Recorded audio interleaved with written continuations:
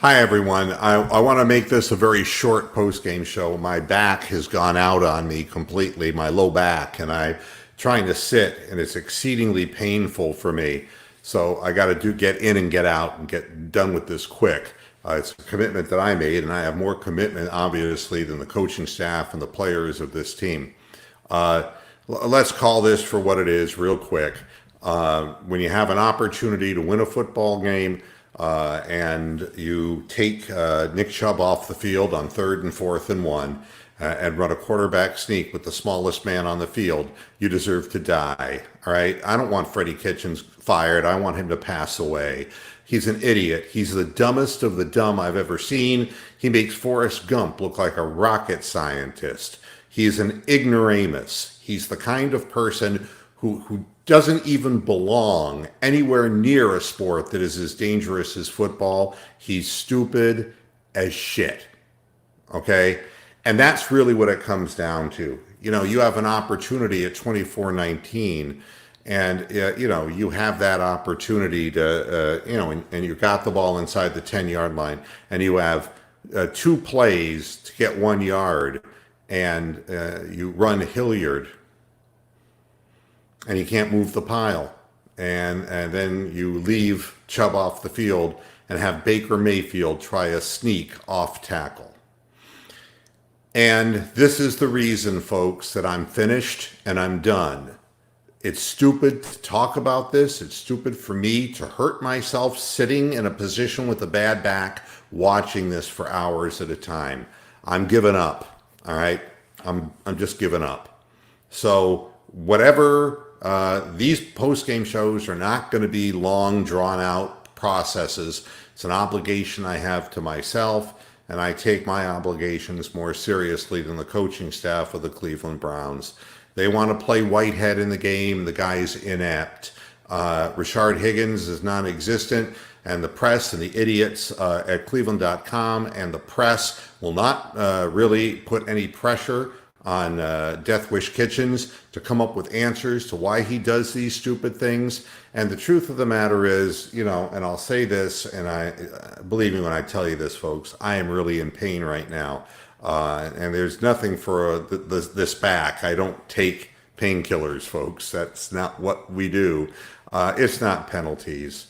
This team was penalized less today than they had been in previous weeks. They didn't turn the ball over at all. All the things that Death Wish Kitchen says are lies. He's a lying sack of shit. He's a redneck. He's a gum-chewing cracker, and he's a moron. And he's the kind of thing that lost the war for the South. He's an idiot, all right? Plain and simple, he's a non-functional idiot. I've seen people with functional Down syndrome who could make better decisions than this ass clown.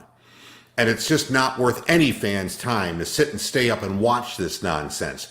You want a game on Thursday night? You stay up and watch the motherfucker. I'm going to tape it because I don't need the shit. I don't need the aggravation.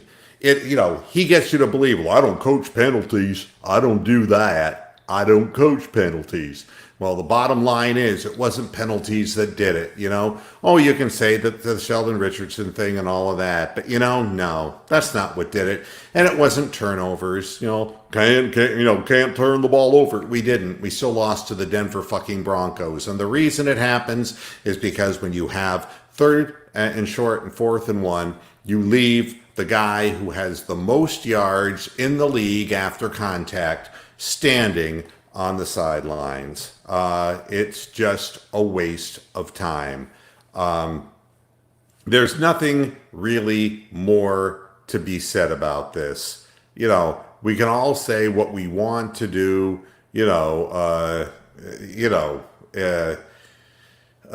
fire the coach, and we're soon to be 2-9, and I can't take it. You don't ever have it on the end. In the end, the only way we have it at the end, we're taking it in the ass from a redneck hick. And you know something? I can't stand ignorance. I just can't stand it. And I will not follow this team. I will not cheer for the team. The guy's an ignoramus. And I just can't stand people who, and they never get called for what they do. They get fired, but the press is afraid of Jimmy Haslam and their access to the locker room, and they refuse to say anything or do anything. And instead, they throw softball questions, or they have Tony Grossi, go in there and try to aggravate the players.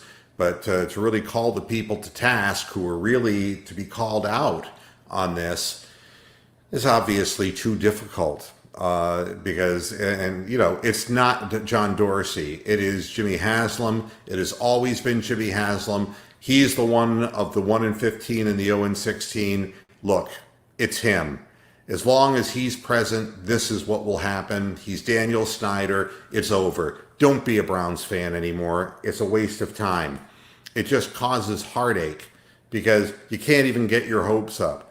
And, as far as Baker Mayfield, what can I tell you? He has Odell Beckham one-on-one. He insists on throwing over the middle to a double-teamed Landry, and he doesn't see the field. He didn't even know that it was one-on-one coverage, and he had a step on his man. Baker Mayfield might as well just sit down. Play Gilbert Gottfried. Play somebody else. It's over, folks. The whole thing is over. You could just see the looks on the faces of all of the players. The OBJ, when he trotted off the field, according to the sideline reporter, says, "I can't get the ball here to save my life." And that says it all. He's checked out. He wants out of Cleveland. Everybody wants out of Cleveland because the organization stinks. And that's what it comes down to. They will lose to everybody. They are losers completely. He doesn't check off. He doesn't see anything. It's a waste of time. He was an illusion. He's Kelly Holcomb. Once they just drop 8 men deep, we have a lousy offensive line. They can get to the quarterback with 3 men. All right? When you have Wyatt Teller in the game and he's lost, he doesn't know what the fuck he's doing. And, it's just a shame. It's just a shame. It's another wasted quarterback pick, and we're going to be right back where we were. But I don't have it in me. I don't have it in me for more of this. I'll finish out the season, and that's it for me. So let's call it a 16-year run, but I'm not doing this next year because I got no reason to do it. And I'm not going to watch the games live next year either. I'm just going to tape them, and I'm going to play golf, and I'm going to enjoy myself like real people do. And I don't feel an obligation beyond this because there is no obligation. I'm retiring next season from all halftime and post-game shows. I'll continue doing my Monday and Friday shows. That's fine. But right now, I'll be very honest with you. I can't even sit. My back is so bad, I can't sit. I was sitting and watching the game, and the thing just blew up so bad. The last 5-6 minutes of the game, I was laying down. I can't do it anymore. It isn't me giving up. The organization is giving up. They refuse to give the ball to the best players on the team, and they allow a redneck hick from Alabama who doesn't know his ass from his elbow to control the destiny of men who are risking their lives playing a dangerous game. And you know something? I do too. I'm no longer a fan, and I don't want to have anything to do with them because there's just no point. And, again, I can get out of the course. People are in church. I can get out of the course and play a little golf and get some exercise and fresh air and sunlight and feel a whole lot better. There's nothing, and the season is over. I mean, it was over, in my opinion, weeks ago. And that is what it comes down to. You see, when you do a program like I do a program, and it's like every week I do 2 programs, and then, I kind of, do the 2 shows on Sunday. It's like somehow you become attached to somebody who's an absolute loser. And it would be like if you had a relative who was a helpless drug addict and kept ripping you off by asking you for money, and you kept giving them money and they keep ripping you off, and pretty soon you just say, no. There comes a point where it just can't, you know, you know, there is no chemistry with Baker. They changed the offense. When they changed the offensive scheme, that was the end of it. That was a simplified thing. They went with the full Monty on this playbook, and Baker is too stupid to know how to run the plays. Sorry. He may be opinionated, but he's a dumb fuck just like Kitchens. And he wanted Kitchens, well, they got each other. Fuck them both. Fuck them both. I just don't have time. I don't have the health of the time. And it is the sad part because, for all these years, I've dedicated myself to an organization that doesn't deserve it. The fans who go to the stadium and buy these tickets and support this team, the team doesn't deserve the revenue. And the fans get nothing but heartache, and they do nothing but get drunk. And that's what it is. I mean, there is no resolution for this, unfortunately. I wish there was. I wish there was some good news around the corner, but there never will be. Just like for the Sacramento Kings, you could just wait forever. You could just wait forever if you're in Sacramento for a real basketball team. You're not going to get one. You saw it with LeBron James, and thank goodness in my run doing Moohead Radio that I did get to see a championship team, and that makes me feel like, well, I really at least got some dividend from doing this. But not anymore. And something, I'll be honest with you. I think it is the only show worth watching because I'm not a prostitute.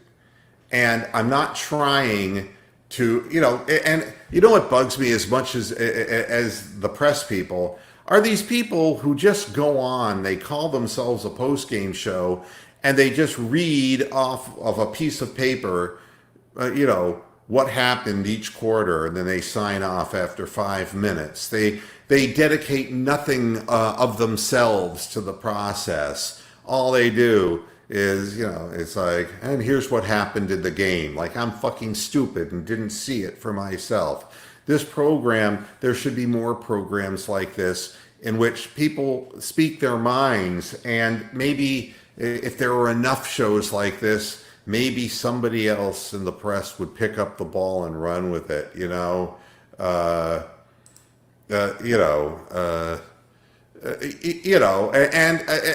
I'm not going to sit there and say that a show like CBD, perfectly fine, very professionally done, and I understand where they're emanating from and who's buttering their bread. I get that completely, and there is a place for that too, because if you want interviews with players, if you want contact to watch, people from the coaching staff or whatever be interviewed, there is a real place for a program like that.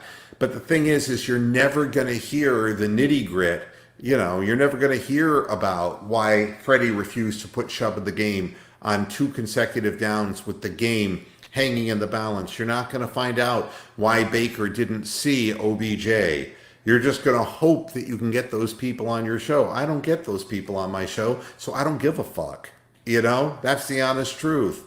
And I wouldn't bend over and spread my ass cheeks to get these people on the show because it's all of it is, is it true that Dorsey passed on Williams out of spite? No. Greg Williams was not a successful head coach, and he wouldn't be a successful head coach anywhere. He's overly emotional, and he would not have the confidence of the players, and he contributed to a lack of safety in the league, and he's the kind of person that should be out of the league, not somebody who should be a head coach. The spiteful one is Death Wish Kitchens, who obviously will not. I mean, can you imagine if you're Rashard Higgins and watching Kadero Dodge jump ahead of you on the depth chart? Can you imagine that? I mean, stop and think what this does to the mentality of a player. It's just unbelievable. And, Again, Baker is not solid at quarterback, Jake. I'm sorry. His throws are not accurate. The balls are late. The balls are behind people. He's throwing into multiple coverages. No, got to disagree. Got to disagree. He's proven himself not to be what we thought he was. Sorry, Dennis Green, but yeah. Uh, uh, that's an interesting perspective. I'm not going to let anyone on the show because I got to get out of here fairly quickly. You know, I want to save my back. I got to eat my dinner, and I can't eat sitting. I'm going to have to eat standing up, man. You know, uh, nobody will ever get the answers to these questions. That's the thing. Hilliard gets in the game because he's one of, Death Wish's favorite players, and he can't move. He had the hole to get the first down. He was stonewalled. He couldn't move the pile. Why would you sneak a guy who's 6 foot into the line when you have a sledgehammer and the best running back in the AFC? Why would you do that? And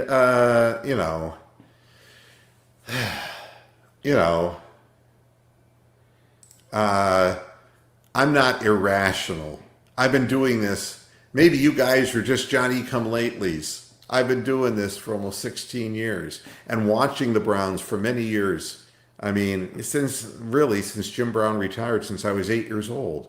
So I've seen the brief ups and the many downs of the organization, but I know when the players have just signed out. I mean, when they've just checked out, I can tell. And OBJ is checked out, Landry is checked out. I mean, the first half they're wearing illegal shoes just to, be, you think that's going to help you get good calls from the league on the field? When you purposely defy the NFL, do you think that that's going to help your team have a better chance of winning in the clutch? Irrationality is not the deal.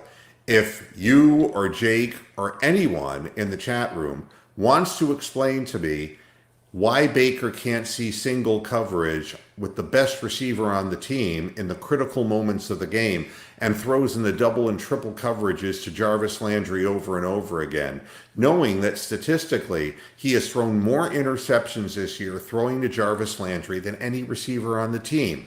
That's not irrational. That is a rational analysis. What you're being are fanboys. You want to believe. But you see, you're not at the point that I'm at. You will eventually get there because you can have all the talent in the world and you still get beat by a guy who never took a snap in the NFL in his life. You still manage to give up big plays because you don't know how to tackle. And you don't even play your best players so that Kadarius Dodge can play. And believe me, I'm in favor of what the NFL's doing. Keep on fucking the Browns. Because as long as these players are taking a defiant stance against the league and not paying attention to the business at hand, that's that. They're not really interested in winning anyway. And I think that it is obvious when sideline reporters for the network are saying that the receiver saying, I can't get my hands on the ball to save my life. And you see that he had a step on his man and he was he was one-on-one. Odell Beckham, who had made 2 previous big plays, he was one-on-one and Baker went to double coverage on slow Jarvis. Sorry.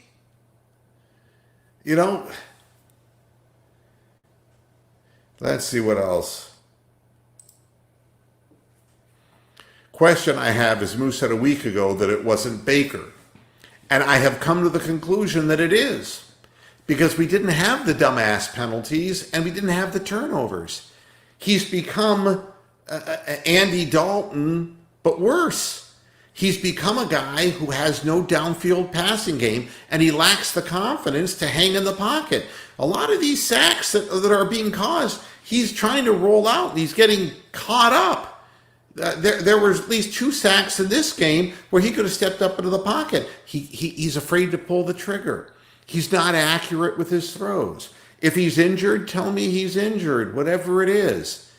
But I see now that playing against a team like Denver in a must-win situation, and all he did was check down, and that's all he's capable of doing. And when he's in the pocket waiting, and he does break free from containment, he doesn't find anyone open down the field. And he doesn't use his best wide receiver. So, I was wrong. I thought all these mistakes that they're making, all of the penalties and, all these things, guys not running the right routes or whatever, let's give the young man a break. But something? I can't anymore because that wasn't the problem today. The problem is he can't see the field. You saw him throw right into the line of a linebacker that was sliding right into the coverage that should have been a pick that was again thrown over the middle to Jarvis Landry. You saw it. I shouldn't have to explain this. Yeah, exactly. Higgins doesn't exist anymore. They've just made him go away. And that's really sad. And the reason he looks real pedestrian in this offense, he is that pedestrian.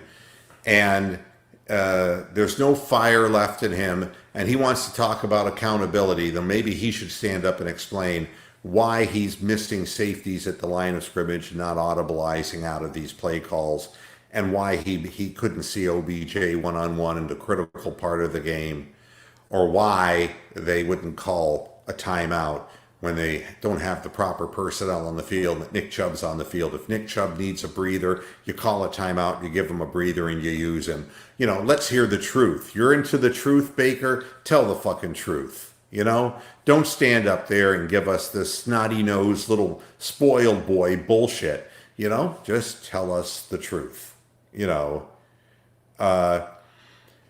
Because we just didn't want to win the football game. Freddie Kitchens does not want to win. He doesn't know how to win, and he's an ignoramus. Well, what can I tell you? And has he brought down Baker Mayfield? Well, you can make that argument. But if Baker were distributing the ball to the right places, I'd feel a lot better about this. But there doesn't seem to be a right place. There doesn't seem to be anybody open. And he's throwing the ball into mass coverage.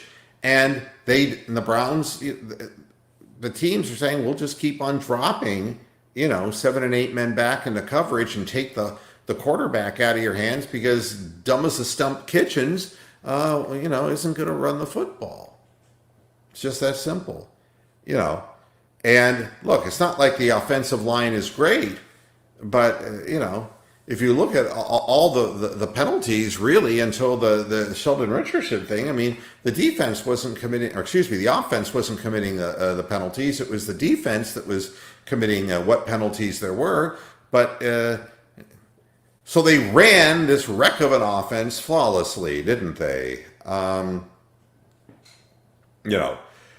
There's always that, but he's already stated he's not going to stop calling the plays, and the owner has his back, and Dorsey's job would be lost if he went against it.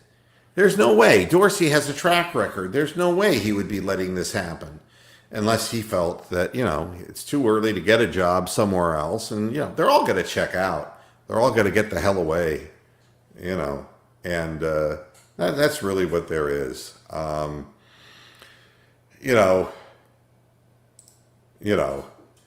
It is, and thank you, El Presidente. It doesn't matter what the Ravens do. The Browns aren't going to win.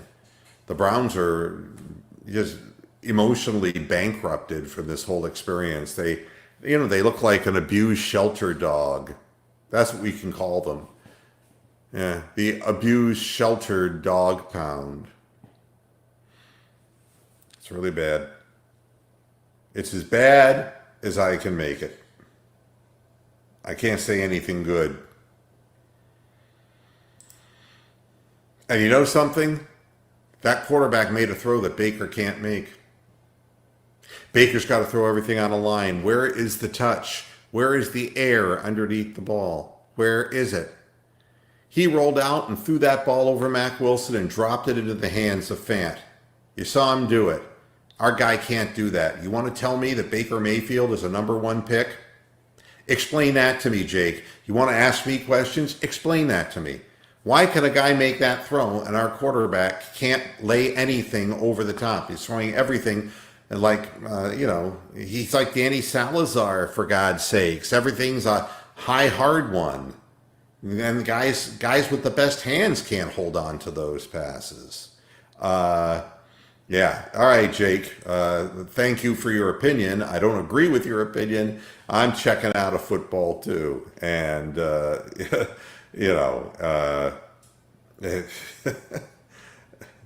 and Chris is saying the team will be broken up, and that's all it is for the last 2 decades with the Cleveland Browns anyway. And